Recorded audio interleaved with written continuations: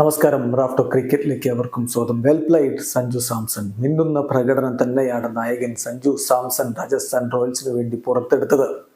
അദ്ദേഹത്തിന്റെ മാസ്മരിക ഇന്നിങ്സിന്റെ ബലത്തിൽ വിജയം പിടിച്ചെടുക്കും എന്ന് തോന്നിച്ച ഘട്ടത്തിലാണ് വിവാദപരമായ ആ തീരുമാനം വരുന്നതും സഞ്ജുവിനെ പുറത്താക്കുന്നതും. 46 പന്തിൽ നിന്ന് 86 റൺസാണ് അദ്ദേഹം അടിച്ചത്. 8 ഫോറുകളും 6 സിക്സറുകളും അടക്കം തകർപ്പൻ പ്രകടനമാണ് അദ്ദേഹം നടത്തിയിരിക്കുന്നത്. പക്ഷെ ഒടുവിൽ മുകേഷ് കുമാറിന്റെ പന്തിൽ ഷായ് ഹോപ്പ് പിടിച്ച് അദ്ദേഹം പുറത്താവുകയായിരുന്നു. ആ ക്യാച്ച് എന്തായാലും വിവാദമാണ്. ഷായ് ഹോപ്പ് ബൗണ്ടറി ലൈനിൽ വെച്ചിട്ടാണ് ആ ക്യാച്ച് എടുക്കുന്നത്. അദ്ദേഹം ബാലൻസ് തെറ്റി 2-3 സ്റ്റെപ്പ് എടുക്കുന്നുണ്ട്. അത് ഒറ്റ നോട്ടത്തിൽ അത് ഓക്കെ അല്ല എന്ന് തന്നെയാണ് തോന്നിയത്. പക്ഷേ ഷായ് ഹോപ്പ് ക്യാച്ച് ക്ലെയിം ചെയ്യുന്നുണ്ടായിരുന്നു. സ്വാഭാവികമായിട്ടും അമ്പയർമാർക്ക് വ്യക്തതയില്ല. അവരത് TV അമ്പയർക്ക് കൊടുക്കുന്നു. TV അമ്പയറായിട്ടുള്ള മൈക്കൽ ഗഫ്, ഇംഗ്ലണ്ടുകാരനായിട്ടുള്ള മൈക്കൽ ഗഫ് എന്തിനിത്ര തിടുക്കത്തിൽ ആ തീരുമാനത്തിലേക്ക് പോയി? അതാണ് ചോദ്യം. അദ്ദേഹം അത് വീണ്ടും സ്ക്രൂട്ടനൈസ് ചെയ്യാനോ മറ്റൊന്നിനും അദ്ദേഹം പോയില്ല.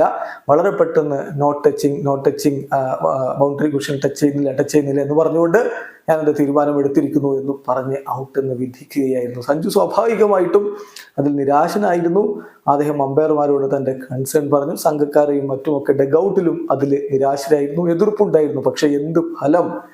ആ ബൗണ്ടറി കുഷൻ നീങ്ങി എന്ന തരത്തിൽ തന്നെയാണ് കമന്റേറ്റേഴ്സിനൊക്കെ അഭിപ്രായം ഉണ്ടായിരുന്നത്. ബട്ട് അൺഫോർച്ചുനേറ്റ്ലി ഔട്ട് വിധിച്ചു കഴിഞ്ഞാൽ പിന്നെ ഒന്നും ചെയ്യാനില്ലല്ലോ.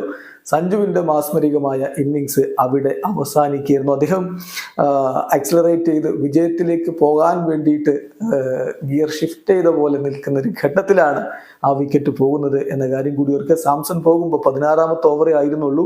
162 റൺസിലേക്ക് അവരെത്തിയിരുന്നു. പക്ഷേ ഒടുവിൽ 20 റൺസിന്റെ പരാജയം ഏറ്റുവാങ്ങേണ്ടി വന്നു. ആദ്യം ബാറ്റ് ചെയ്ത DC നിശ്ചിത 20 ഓവറുകളിൽ 8 വിക്കറ്റ് നഷ്ടത്തിൽ 221 റൺസാണ് എടുത്തത്. മറുപടി ബാറ്റിംഗിൽ ഇത്തരത്തിലുള്ള സംഭവ വികാസങ്ങളൊക്കെ കഴിഞ്ഞപ്പോൾ 8 വിക്കറ്റിന് 201 എത്താനേ രാജസ്ഥാൻ റോയൽസിന് കഴിഞ്ഞുള്ളൂ. DCയുടെ ബാറ്റിംഗിന്റെ വിശദവിവരങ്ങൾ ഇടവേള സമയത്ത് നമ്മൾ പറഞ്ഞതുകൊണ്ട് വീണ്ടും അതിലേക്ക് പോകുന്നില്ല.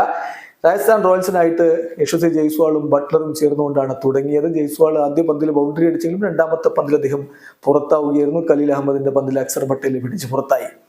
പിന്നെ ജോസ് ബട്ട്ലർക്കൊപ്പം സഞ്ജു സാംസൺ ചേർന്നു.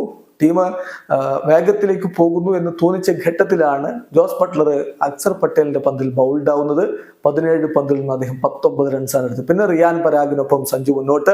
22 പന്തിൽ നിന്ന് 27 റൺസ് എടുത്ത റിയാൻ പരാഗിനെ റഷീദ് സലാമാണ് പുറത്താക്കുന്നത്. അതിനുശേഷം ശുഭം രൂപയാണ് സഞ്ജുവിനൊപ്പം ചേരുന്നത്. 12 പന്തിൽ നിന്ന് 25 റൺസാണ് അദ്ദേഹം എടുത്തത്. എന്തായാലും സഞ്ജു ഒരു ഭാഗത്ത് ടീമിനെ മുന്നോട്ട് കൊണ്ടുപോകവെയാണ് വിവാദ സംഭവം. 46 പന്തിൽ നേരിട്ട് 86 റൺസ് എടുത്ത് അദ്ദേഹം മടങ്ങി. പിന്നെ റൗമൻ പവലിലാണ് പ്രതീക്ഷ വെച്ചതെങ്കിലും അദ്ദേഹത്തിന് കാര്യമായിട്ടൊന്നും ചെയ്യാൻ പറ്റിയില്ല. ഫെരീര 3 പന്തിൽ 100 റൺസുമായിട്ട് മടങ്ങി. അശ്വിൻ 3 പന്തിൽ 2 റൺസുമായിട്ട് മടങ്ങി. പവൽ 10 പന്തിൽ നിന്ന് 13 റൺസ് മാത്രമാണ് സംഭാവന ചെയ്തത്. ഒടുവിൽ ബോൾട്ടും ആവേശ് ഖാനുമായിരുന്നു ക്രീസിൽ. ബോൾട്ട് 2, ആവേശ് ഖാൻ 7.